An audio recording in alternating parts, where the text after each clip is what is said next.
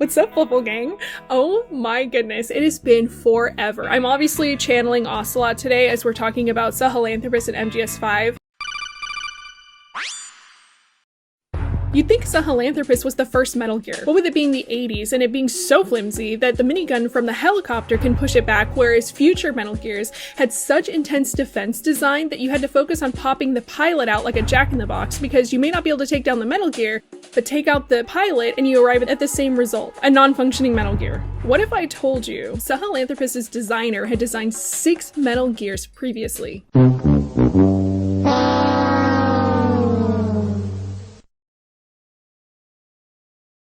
Obviously, Sahelanthropus isn't the first Metal Gear, but 6 Metal Gears came before it? 6? How is it that after 6 iterations, we come up with something worse than Metal Gear Zeke, a Metal Gear that needs to submerge its pilot in water to absorb the inertia of its violent movements, or else the pilot would be thrashed about in operation and killed? I'm getting ahead of myself though.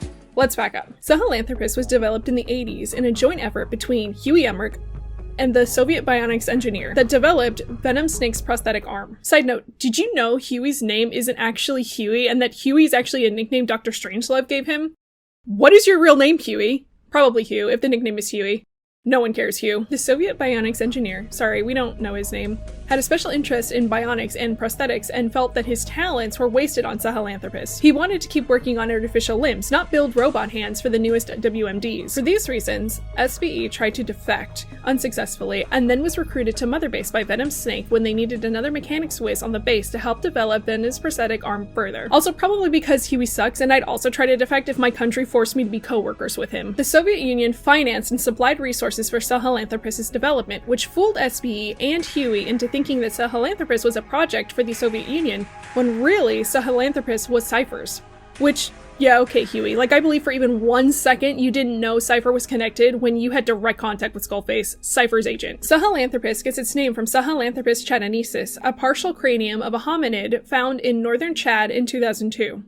Okay, as this partial cranium was found in 2002 and MGS5 is set in 1984, we need to get a little meta. As of 2015, when MGS5 came out, Sahelanthropus chadenensis was believed to be the first hominin to walk upright, and because it was bipedal, it was an ancestor to humans. In 2020, however, research into Sahelanthropus chadenensis' femur revealed that they hadn't been bipedal at all, so take that, Huey, you freaking loser. In-game, Huey explains away this discrepancy when he explains Cypher suppressed all info on the cranium when it was discovered in the 80s to monopolize information on human genetics, which I don't, okay, Cypher. Like Peace Walker, Sahelanthropus was originally designed to be controlled by an AI, though this plan changed as Skullface didn't want to make the same mistakes as Hot Coldman and instead had Baby Psycho Mantis control it for him. Which I get, child soldiers are a thing, and by the way are terrible, but why would you trust a child to pilot a Metal Gear? Skullface really thought a child was more reliable than an AI, and like nothing against children, but your brains aren't done developing yet. Plus we see what happens when Baby Psycho Mantis pilots it. He ends up running over the poor man of fire, and also kills Skullface with it. Other than the AI, Sahelanthropus was fitted with a child-sized cockpit. Huey couldn't crack how to make an adult-sized cockpit in Sahelanthropus' head without making the body even bigger to support the extra weight, and Sahelanthropus was plenty big enough as it is. Huey used his son, Hal Emmerich, to test Sahelanthropus during development as he was young enough to fit inside the cockpit. Hal's mom, Dr. Strangelove, had a huge problem with Huey using their son to test out Sahelanthropus, and after pushing back against Huey about it,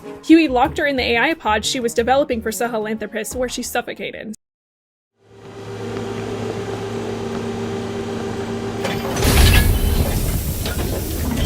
Strangelove's gravestone, haunted by her phantom. It's just a machine. Huey! Damn it, Huey! Open it now! Please! Let me out! Kill me! It recorded it all. Everything. Everything you did living together. How could a machine? You forced your own son into the cockpit of a Metal Gear. A test subject. Hal. His mother had to hide him away. And for that you locked her in that coffin. No! Sahelanthropus was created as a marketing tool for Skullface, who wanted to use the Metal Gear to trigger a nuclear arms race as countries scrambled to get weapons tough enough to defend themselves against this new, powerful technology. He'd then use the metallic archaea to completely monopolize the world's nuclear armaments as he supplied nuclear materials to whoever needed it. For anyone who needs a reminder, during the Cold War, Code Talker created metallic archaea by modifying single-celled organisms called archaea. Metallic archaea can do a variety of things, but mainly they metabolize and manipulate metals. In 1973, Code Talker discovered the subculture of archaea Skullface was really after: uranium enrichment archaea. This archaea produces weapons-grade enriched uranium by metabolizing uranium-235. The process is similar to photosynthesis in plants, where uranium enrichment archaea are breaking down uranium-235 for food, and the byproduct is weapons-grade enriched uranium, like how oxygen is a byproduct of photosynthesis in plants. And this is actually a really neat short little video on how photosynthesis works in plants, and it really helped me kind of wrap my mind around how this archaea was doing it with uranium. If you punch some holes in some spinach leaves and then soak those punched holes in some water that has baking soda in it, so it has CO2 in there, then when you shine some light on those leaves, the leaves will actually start producing oxygen, and it'll make the leaves float up in the water.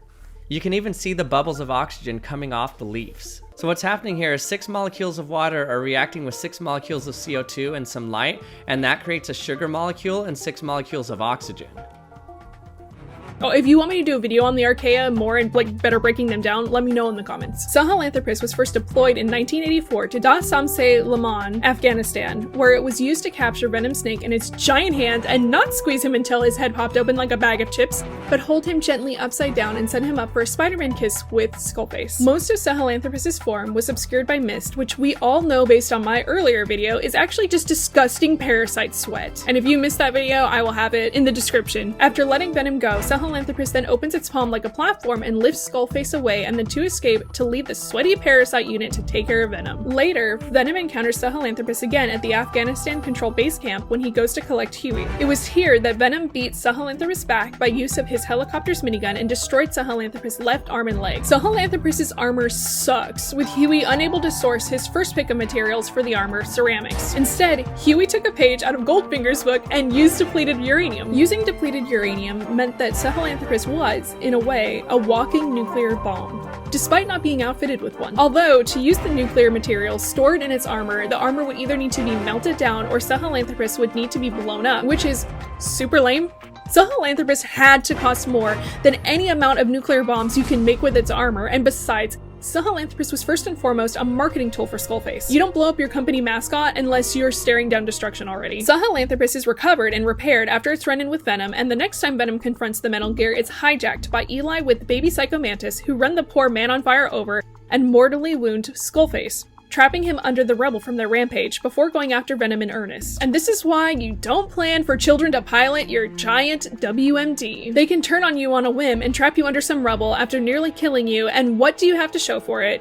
No more company mascot, that's for sure. Sahelanthropus has multiple weak points, including the head and the exhaust pipes coming off of its back, as its armor is more suited for smuggling materials to make nuclear bombs than it is to protect the Metal Gear from attack. The head is an especially concerning weak point, as that's where the child-sized cockpit is housed, so you'd think you'd want to reinforce that the best. After its defeat, Sahelanthropus was transported back to the Diamond's Dog's mother base as a trophy of their accomplishments.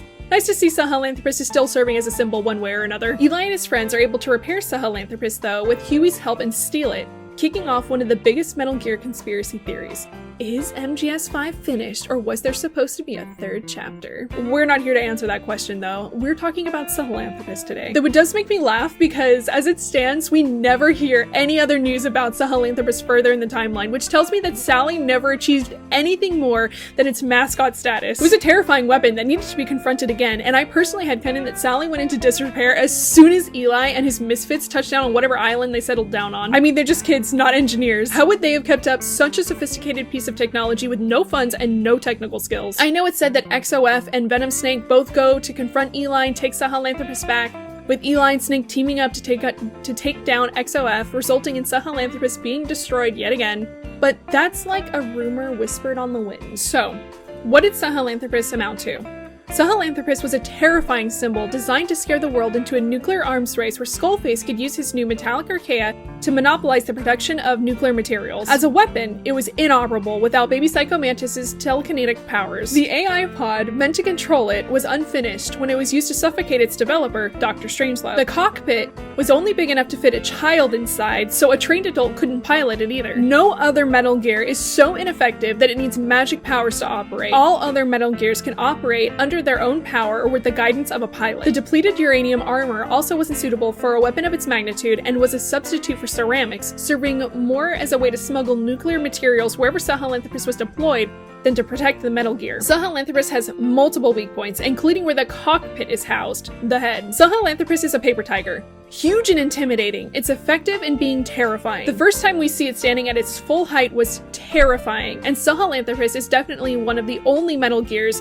that genuinely scares me, with a close second probably being Arsenal Gear. Its hands perfectly fit in the uncanny valley, human enough to grab you, but not human enough to feel familiar and predictable. It's tall enough to spot you behind most hiding spots, and if it does lose sight of you, it can send out drones to hunt you down for it. Sahelanthropus is the most aggressive Metal Gear, charging after you relentlessly, with each attack devastating if it lands. Controlled directly by a human mind, Sahelanthropus is also incredibly athletic. Most Metal Gear battles take place in a hangar or a small arena, but not so with Sahelanthropus. The Sahelanthropus fights take place in huge areas, and it only serves to highlight how quick Sahelanthropus is on its feet and how difficult it is to truly lose the behemoth. Despite this, its flaws make it easy to take down, and Sahelanthropus is defeated on 3 separate occasions by Venom Snake. It's too bad the series ended on such a lackluster Metal Gear, especially with future iterations of Metal Gears going back into their hunched over posture. Obviously, MGS5 came out way after Metal Gear 1 and 2 and MGS1, but the symbolism of Sahelanthropus standing upright and marking a place in history for the evolution of weapons, only for those weapons to revert backwards, is so lackluster. Not only did Sahelanthropus not fulfill its goal of kicking off a nuclear arms race, I mean, thankfully,